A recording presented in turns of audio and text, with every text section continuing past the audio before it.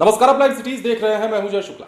बिहार में शराबबंदी कानून लागू तो है, लेकिन ना तो बिहार में शराब की तस्करी रुक रही है और ना ही बिहार में जहरीली शराब बनाने का काम रुक रहा है और जहरीली शराब पीने से लोगों का ना तो मौत का सिलसिला रुक रहा है।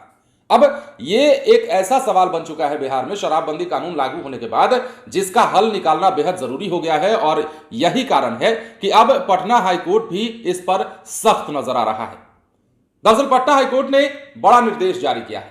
हम बताएंगे कि क्या कुछ कहा गया है निर्देश में, लेकिन उससे पहले यह दलील दी गई है राज्य में जो तस्करी का मामला है, रजिस्टर्ड गाड़ियों से इस पार से उस पार ले आने और ले जाने का जो खेल चल रहा है, वो कहीं ना कहीं अर्थव्यवस्था को झटका दे रहा है। बिहार में शराबबंदी कानून लागू है और ऐसे में शराब की तस्करी पुलिस के नाक के नीचे होती है। ऐसे में शराब पीने पिलाने वालों की संख्या ना तो कम हुई है, हालांकि कम जरूर हुई है, लेकिन जहरीली शराब पीने पिलाने वालों की संख्या जितनी बढ़ रही है और जिस आंकड़े के हिसाब से लोग मर रहे हैं, वो चिंता का विषय है बिहार में। और यही चिंता पटना हाईकोर्ट ने जाहिर की है।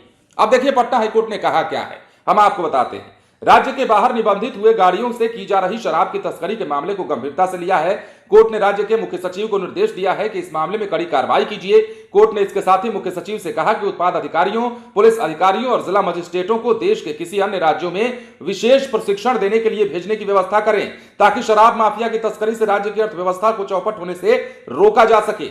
न्यायाधीश पूर्णेंदु सिंह की एकल पीठ ने सीताराम शाह उर्फ सीताराम साहा की ओर से दायर अग्रिम जमानत याचिका पर सुनवाई के बाद याचिकाकर्ता को जमानत पर रिहा किए जाने का आदेश देते हुए ये तमाम निर्देश जारी किया है। अब कोर्ट ने अपने आदेश में राज्य में हो रही शराब की अवैध बिक्री की निंदा भी की है और मुख्य सचिव को कहा कि वे राज्य के विभिन्न जिलों में सभी जिला परिवहन अधिकारियों को वैसे वाहनों के वास्तविक मालिकों का सत्यापन कराने का आदेश दें जो विशेष रूप से पड़ोसी राज्य या किसी अन्य राज्यों में पंजीकृत हैं। बड़े पैमाने पर शराब की तस्करी और जहरीली शराब की त्रासदी किसी से छुपी नहीं है।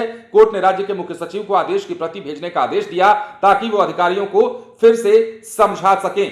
तो ये तमाम बातें एक याचिका पर सुनवाई करते हुए, एक जमानत देते हुए हाईकोर्ट ने जो टिप्पणी की है वो वाकई गंभीर मामला है और यही मामला इसलिए आगे बढ़ाया गया क्योंकि मुख्य सचिव को निर्देश दिया गया है हाईकोर्ट की ओर से कि आप इस मामले में कुछ ना कुछ करिए, कड़ी कार्रवाई करिए और जितने भी परिवहन अधिकारी हैं जिलों में, उन तमाम लोगों को अलर्ट रखिए कि गाड़ियों की चेकिंग करें और पता करें कि कौन सी गाड़ियां अदर स्टेट में रजिस्टर्ड हैं, क्योंकि वैसी गाड़ियों से लगातार जो है शराब की तस्करी बिहार में की जा रही है। और शराब की तस्करी एक ऐसा मुद्दा जो खबरों में तो रोज बताई जाती है, जो खबरों में रोज छपती भी है, लेकिन शराब की तस्करी बिहार में शराबबंदी कानून लागू होने के बाद भी कहीं ना कहीं न रोक पाने में पुलिस की कार्यशैली पर भी बड़ा सवाल उठता है, क्योंकि बिहार पुलिस लगातार शराबबंदी कानून को सफल बनाने की बात करती है, कारगर बनाने की दिशा में काम करने की बात करती है, लेकिन ये वही बिहार है जहां 9 लाख लीटर शराब चूहे पी जाते हैं, जहां शराब पकड़ी तो जाती है लेकिन थाने से शराब की सप्लाई शुरू हो जाती है थानेदार के द्वारा। वैशाली का मामला आपने सुना ही था